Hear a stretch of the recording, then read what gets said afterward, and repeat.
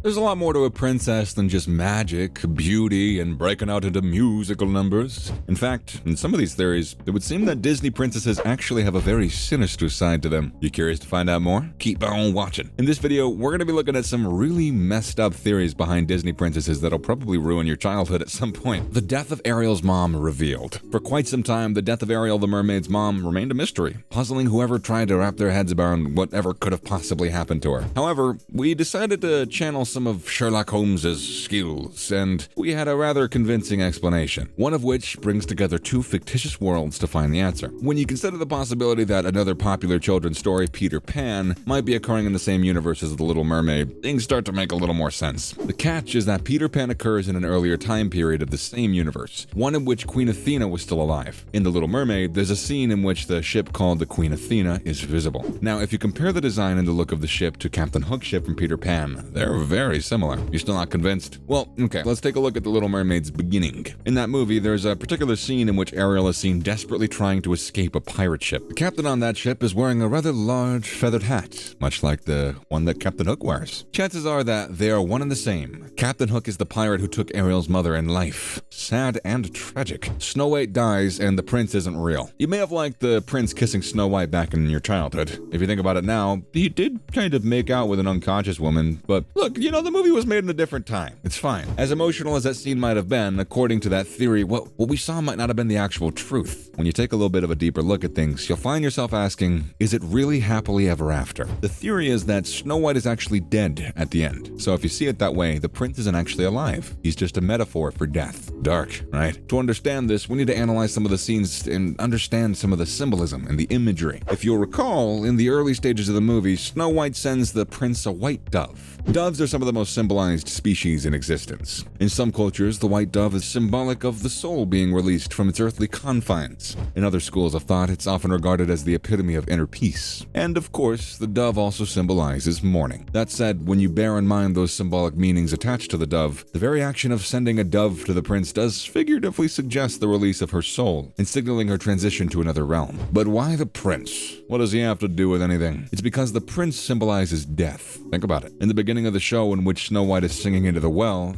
she seems downright spooked when the prince appears. Maybe she can just be shy, or maybe she senses that the prince is really death disguised as a prince, who came here because her time was drawing to a close. Considering that this is a kid's movie, it wouldn't be a good advertising to showcase death as the Grim Reaper, so for that reason, they designed him as royalty. Therefore, Snow White giving him a white dove is in fact a metaphor for her spirit, going to the heavens and accepting her fate. It might also explain why she says such a heartfelt goodbye to the dwarves. If she was just marrying some dude, then she could definitely go back and visit them, right? There's another Snow White theory. Snow White is a metaphor for cocaine, and the seven dwarves are the side effect of the drug. If you recall their names, Dopey, Grumpy, Bashful, Doc, Happy, Sneezy, and Sleepy, this theory is going to make a little more sense. The Beast only existed in Belle's head. Many fans of the Disney's original Beauty and the Beast have pointed out the similarities between the Beast and the film's antagonist, Gaston. These similarities include their passive aggression and their violence, their brutish behavior, and their overwhelming selfishness. The theory suggests that at the beginning, when Belle is reading a fairy tale, she brings home the book and indulges in a bit of fantasy. She immediately marries Gaston, with her father's best wishes, and the rest of the movie is Belle's fantasy about reforming her selfish, pig-headed husband Gaston, who she views as a beast. When you look at some of the evidence, it does make sense. For example, nobody in the village can recall a castle nearby the town, and when Belle runs into all of the enchanted characters inside of the castle, she isn't scared or even surprised. After all, they are characters she came up with in her head. Belle fantasizes that the prince inside will eventually win over the beastly behavior of her husband. It's all actually very sad, that Belle's life is so incomplete and her husband is so selfish that she can only dream about an alternative reality where she reforms him and falls in love with someone who truly cares about her. Also, there's a theory that links Belle with Alice. Yeah, no, I mean Alice from Wonderland. The theory is that Alice is actually Belle's daughter. Now, why? Think of both the similar blue dresses that both of them wear and the teacup being a sign of the Mad Hatter stuff. It all adds up, all of the clues. Alice got her blonde hair and her blue eyes from her dad, the Beast, when he gets his human form. Also, both Alice and Belle visited a whole new world with animals and objects talking. So, is this genetics, maybe?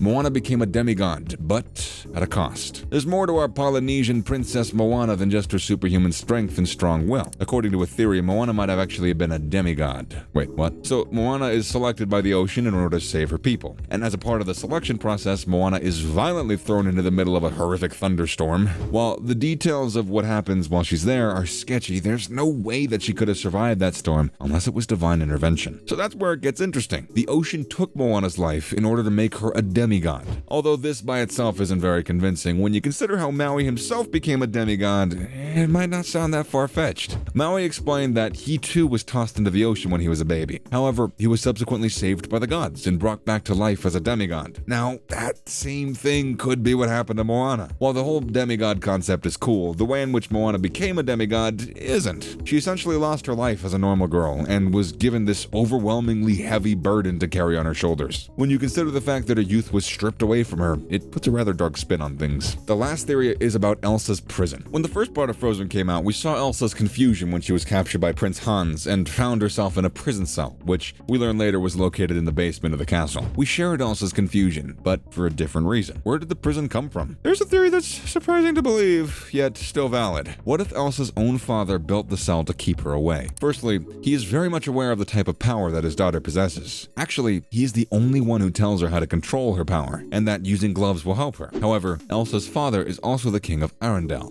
and as much as he loves his daughter to death, he has a kingdom to defend. The trolls have warned him that there is a power that threatens the very existence of his kingdom. Could it have been for his daughter? For all we know, Elsa's dad believed that the time might come when Elsa's powers might pose a threat to the kingdom. For that reason, he designed a special cell for her, in which she could be stowed away when her powers became too much to handle. Knowing that her dad may have had to make such a difficult decision is sad to know. And what's more, the possibility that her dad might have been plotting this scheme to trap his daughter is a really big pill to swallow. And that's a wrap for today's video. So, do any of these theories make sense to you? And do you have any dark theories about Disney princesses of your own? Let us know in the comment section below, and yeah, make sure to give this video a thumbs up and click the subscribe button for more videos like this, and I'll catch you in the next one.